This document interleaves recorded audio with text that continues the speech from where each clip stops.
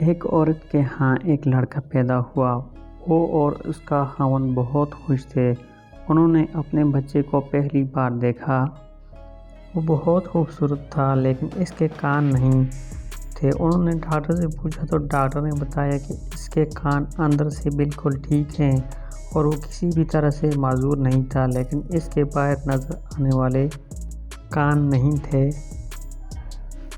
اور اس کے لیے ڈاکٹر اس وقت کچھ نہیں کر سکتے تھے کیونکہ وہ ایک بہت چھوٹا سا بچہ تھا۔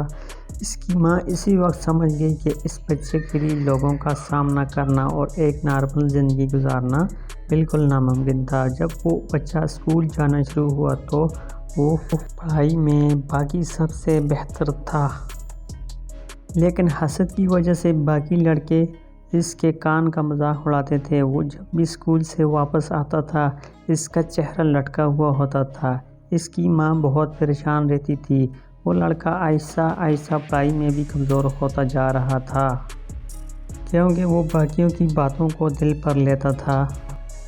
پھر وہ کالج کا طالب علم ہو گیا اور پھر یونیورسٹی جانے لگا، لیکن وہ جدھر بھی جاتا تھا لوگ اس کا مذاق اڑاتے تھے۔ ایک دن اس کا باپ جا کر ڈاکٹر سے ملا اور بتایا کہ ان کا بیٹا احساس کمتری کا شکار ہو گیا ہے۔ کچھ ایسا نہیں ہے کہ اس کے کان ٹھیک کیے جا سکتے ہوں۔ ڈاکٹر نے بولا ایک ہو تو سکتا ہے لیکن اس کے لیے کوئی ڈونر چاہیے ہوگا۔ لڑکی کا باپ 2 سال ادھر ادھر مارکیٹنگ کرتا رہا اور لوگوں سے پوچھتا رہا۔ آخر ایک دن وہ اپنے بیٹے کے پاس گیا اور بولا کہ چلو ہسپتال چلیں، آپ کے لیے ڈونر مل گیا ہے۔ اس کا بیٹا بہت خوش ہوا کہ پوچھا کہ کون اتنا عظیم انسان ہے۔ باپ نے بولا کہ اس نے مجھے بتانے سے منع کیا ہے، بس سمجھو کہ یہ ایک راز ہے۔ آہستہ آہستہ اس کی پڑھائی پہلے کی طرح بہت بہتر ہو گئی اور وہ ٹاپ کرنے لگ گیا۔ اس لیے اس کا آپریشن کامیاب رہا اور وہ دیکھنے میں بالکل نارمل بلکہ بہت وجیح نظر آنے لگ گیا۔ بہت اچھی زندگی کا آغاز کر لیا۔ پھر اس کی شادی ہو گئی اور اس کے بچے بھی ہو گئے۔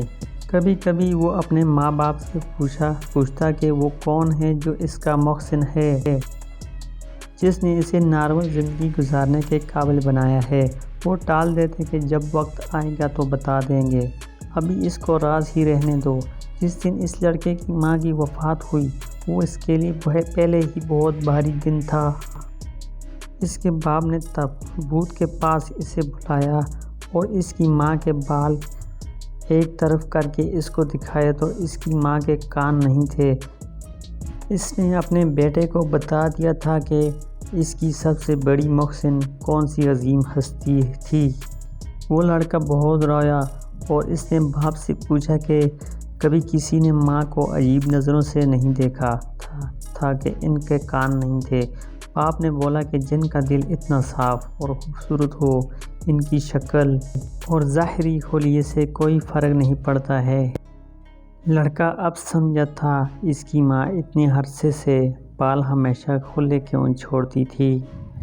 ماں عظیم ہستی ہے۔ اللہ پاک سب پر ان کے ماں باپ کا سایہ ہمیشہ سلامت رکھے، آمین ثم آمین۔